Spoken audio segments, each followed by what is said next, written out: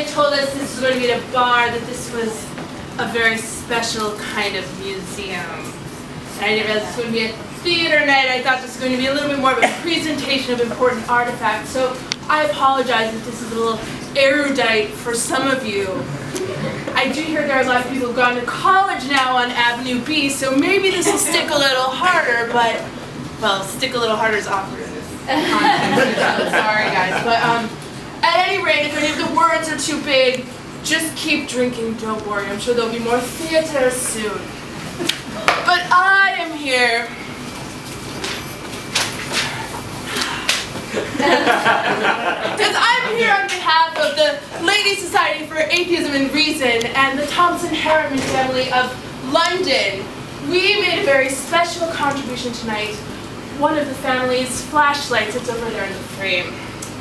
And, you know, they said prepare some remarks, and as a noted historian of early 1900s London, I thought I would do as much, and this might be a bit of a story. Are you ready? Yes. Yeah. Okay. So, how did this flashlight come to be a part of this museum? It all began with Lord Percival Byron Hanson IV, who, well, maybe some of you have heard of him if you've done your reading. I think there was a blog post about him. But he was a more or less respected in London gentry in the early 1900s. A minor aristocrat, enough land that he could pretty much dedicate himself to learning and fads and whatever else he wanted. He was a dabbler, as were most men of his age. His papers indicate sketches for new designs of chairs and an interesting alternate way of rearranging the piano keyboard. His writing indicates a highly trained but somewhat dumb-witted theorist, if you will, with interest in supply, demand, as it pertained to houseplants.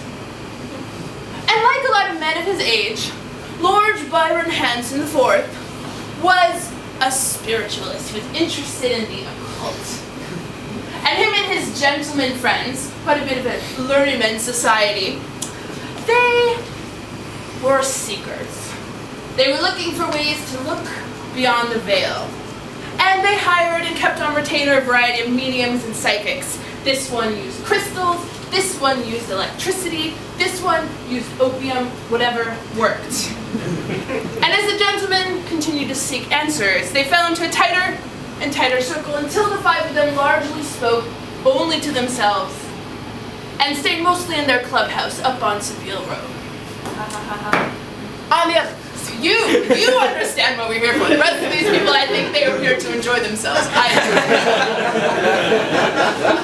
Now, on the other hand, of course, was Lady Byron Hanson IV and the other wives. With their husbands occupied, they were able to maintain their homes and live their lives in the way they preferred, with an amount of independence rarely seen even in rich women at that time.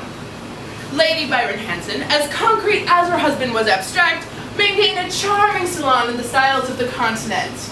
Inventors and intellectuals came through all the time. The other wives were often present. Lady Thompson-Herriman, her special friend, Lady Edwards Windsor, and of course, Lady Harrison Thomas. If you all knew a little bit more, you'd understand. Of course she was there.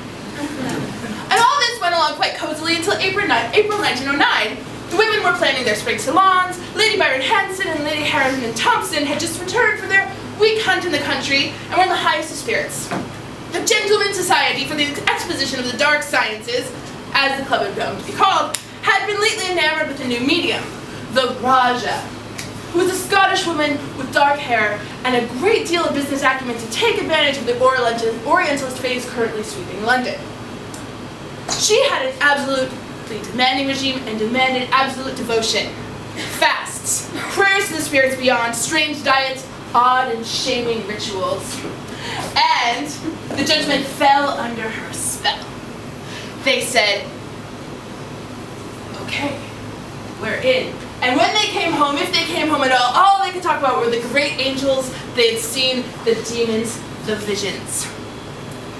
And one of the Raja's most important practices was that self-improvement through intense observation.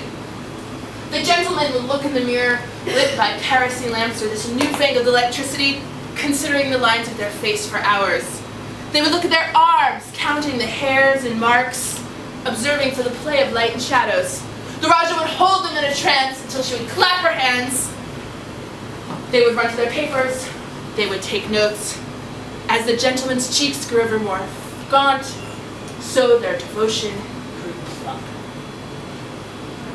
It was unclear if it was Lord Edward Windsor or Lord Byron-Harriman who initially suggested it, but one evening the gentlemen realized that they were on to something and they needed to share it with the world. And they did. With the ease of the wealthy, they arranged a night of lectures in one of the greatest lecture halls in London. With their wealth, they ensured themselves a great audience, placed advertisements in all of the papers, but broadsides on all of the boards. The city was afire with the news, and the wives were furious. It was one thing when it was a private fetish in a game. It was another thing when the family's name was at stake. The husbands chose to use their status for these private witchy matters, but the women were on the terrestrial plane firmly. And there was no reason left to appeal to. The gentlemen were zealots. They had chosen their path, and all the while, word spread through the city. Here were these weird, reclusive old gentlemen, and they were about to tell the world something the world might not have been so ready to hear. The gentlemen shrugged off their wife's objection as the baseless blather of the skeptic unconverted. They became ever more rigorous in their practice, and the wives realized that something had to be done.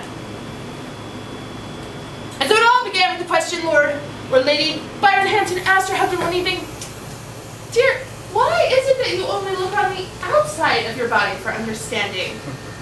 Don't you think there's much to be gained from the inside as well?"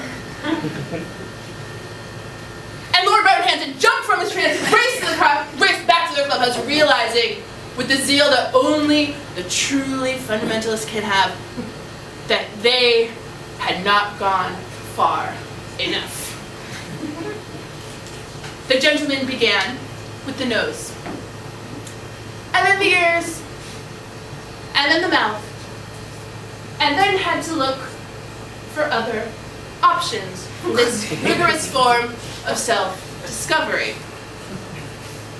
And it's all very clear what happened, right? These newfangled gadgets one of the lady's friends had developed were small, cast a beam of light, and as they were looking, well, here we are at this And they came back racing gingerly to the ladies and said, "Well, we don't know what to do." And the lady said, "Oh no, we should call the doctors. Oh no, we should perhaps consult the Raja. Oh, I'm not sure what to do." And unfortunately, medicine being what it was, the gentleman perished.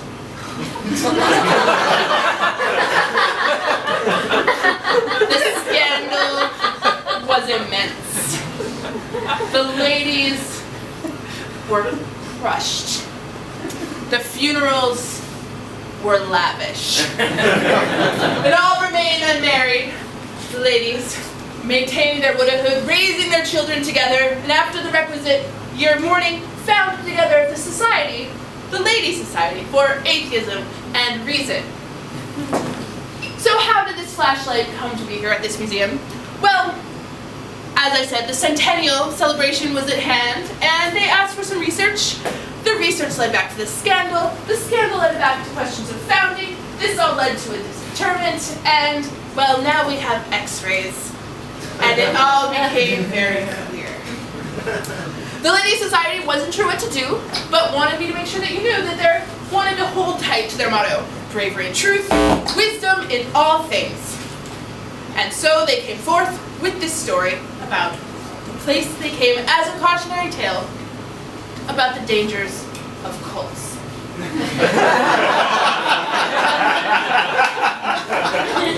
So we'd like to say thank you to the museum for having us in this artifact. We'll be opening a wing later about caution. There will be an exhibit we hope to fund later this year about cults, anal sex, and awkward rituals. There will be safety demonstrations later. Thank you all.